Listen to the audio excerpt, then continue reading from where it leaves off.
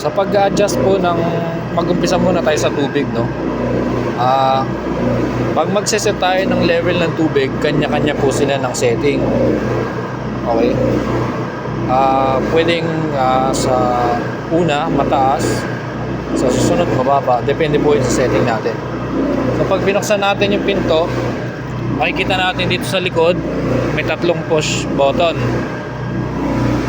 Yung pinakataas, drop the cup / plus, gitna clean / minus, pinakababa yung set. Pipindutin natin yung set. Ito makikita natin sa harap, yan, set. Pindutin lang ulit. Etong H na yan, yan yung highest temperature na setting natin. Pag na-reach na yung 90 degrees Celsius, magka-cut off na yung heater natin. Mamamatay na yung power ng heater. Okay? Pag pinindot ulit yung set, L85. Ito naman yung lower setting natin ng temperature. Di ba kanina nung na-reach niya yung 90 degrees, namatay yung heater. Ngayon kapag bumaba naman yung temperature sa tubig at nag 85 siya, mag-on ulit yung heater hanggang sa maging 90 ulit siya.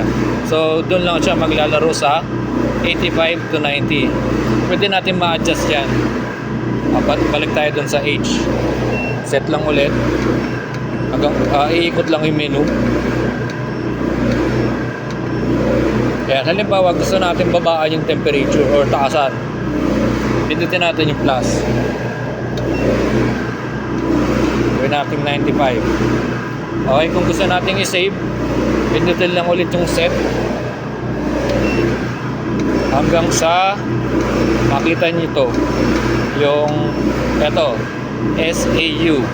Pag nakita nyo na yung SAU, pipindutin nyo lang yung plus para mag-save. Ayan, babalik niya sa P00.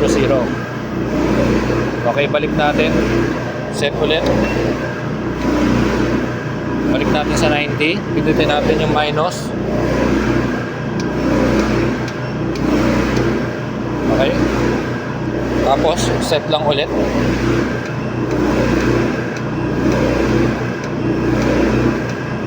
And then, plus. Enter. Okay. Next naman natin, yung pag-adjust ng dami ng tubig. Ito yon, yung UAH. Yan yung pag-adjust ng water level.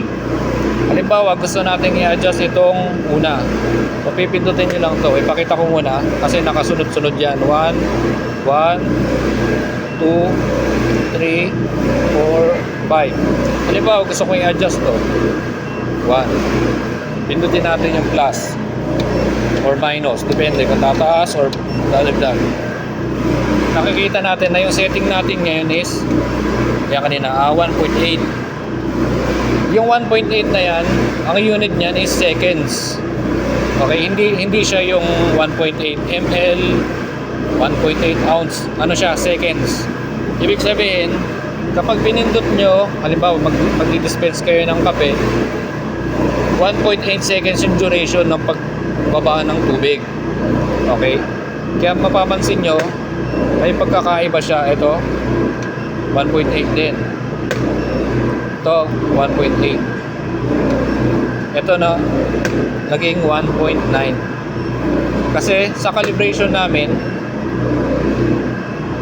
yung unang tatlo, magkakapareha sila ng bagsak ng dami ng tubig. Etong dalawa magkaiba. Kasi dun sa loob na piyesa niya, may tinatawag na solenoid valve. So itong tatlo magkakasama to. Itong dalawa magkasama sa isang solenoid valve. Ito tatlo magkasama sa isang solenoid valve. Kaya magkakaiba sila ng dami na binabagsak na tubig. Kaya ganun ang naging setting namin. Ngayon, okay. Ulit tayo. Halimbawa, gusto nating dagdagan yung dami ng tubig. Kailangan meron tayong dito, measuring cup. Since ang mga demo unit kasi is naka-calibrate ng pang 3 ounce, yung mga maliliit lang na cup. Ganun naging calibration namin. Pero ang karaniwan kasi ginagamit ni machine sa mga 6 ounce, 8 ounce, natin, mga ganun pataas. Okay? Kaya konting-konti lang ilalabas ngayon. Halimbawa, gusto natin mag-adjust ng dami ng tubig. Kunyari, dadagdagan natin yung tubig nito. Pindutin lang yung set. Hanggang makita nyo yung UAH. Ito. Halimbawa, i-adjust natin to. UA1. Pindutin natin yung last. Diba? Ganyan. Kunyari, sa loob ng 2.5 seconds, maglalabas siya ng ganito karaming tubig.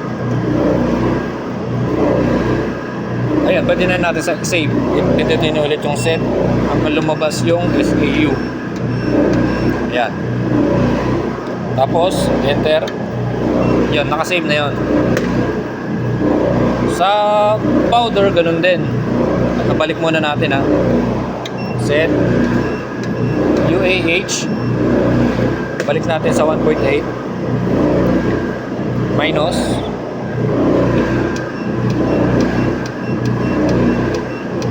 Yan, save.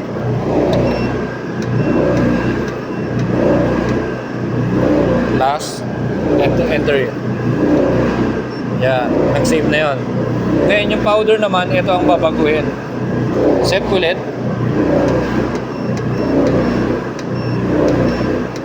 Ito yun. Yung sa powder, BEU. Natandaan nyo, BEU. Ganun din to. Ang units niya is seconds din. Ito, tignan natin yung nakaset ngayon ha. Pare-parehas na yan. 1.3. 1.3. Ito sa dulo. 1.3. Okay. Halimbawa, gusto natin dagdagan kasi medyo matabang o medyo matabang, dadagdagan natin. Ito, pindutin yung harap. Tapos plus. Dagdagan natin konti para medyo humaba yung duration ng pagbagsak ng powder. Gawin natin 1.5. Okay, naka 1.5. Then set. Hanggang lumabas yung SAU. Tapos, enter. Yan, nakasave na yun. Ibig sabihin, mas marami ng powder na babagsak doon. Halimbawa naman, natamisan si customer, ganun lang ulit. Set. BEU. Tandaan nyo, sa powder, BEU. So, pindutin natin yung in-adjust natin. Tapos, minus. Naka 1.5, balik natin sa 1.3. Halimbawa, matamis, gawin natin 1.0. Ibig sabihin, isang segundo lang siya magbabagsak ng powder. Tapos, save. Okay. Yun lang naman ang karaniwang ina-adjust natin. Sige, balik natin.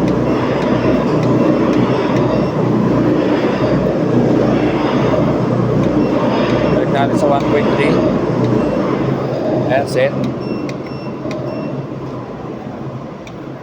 Okay, hindi naman nakakalito kasi tatlong button lang yan. Ito yung menu, plus, minus. Tapos kapag nakapag-input ka na ng changes, ito yung enter, yung plus. Tignan natin kung alin pa yung pwedeng baguhin. Itong PRC, ano kasi to, yung board niya is ginagamit din ng supplier sa mga unit nila na may coin operated. So ang PRC na yan is yung price.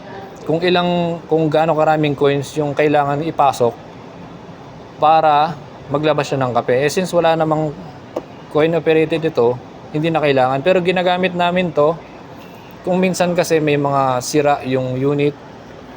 Alam mo, may sira dito sa part na to, or walang powder na available. So instead na magtakip tayo dito para hindi siya mapindot, naglalagay na lang tayo ng price doon sa pindutan na yan para hindi siya mapindot.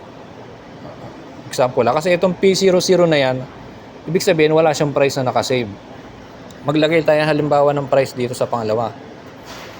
Set lang ulit hanggang makita nyo yung PRC. Okay, pindutin natin itong babaguhin natin. Yan. And then plus. Ngayon naka-0 siya kasi wala naman siyang price. So gusto natin siyang i-lock. Lagyan natin siya ng kahit anong value. 0.01, 0.02. Kahit ilan. Okay? Tapos set para ma-save natin. Ayan, SAU. Nakasave na yan. O, pindutin natin. Walang ilalabas na tubig yan. Diba? Kasi nga, naghahanap siya ng value ng coin. Since wala naman siyang coin, hindi siya maglalabas.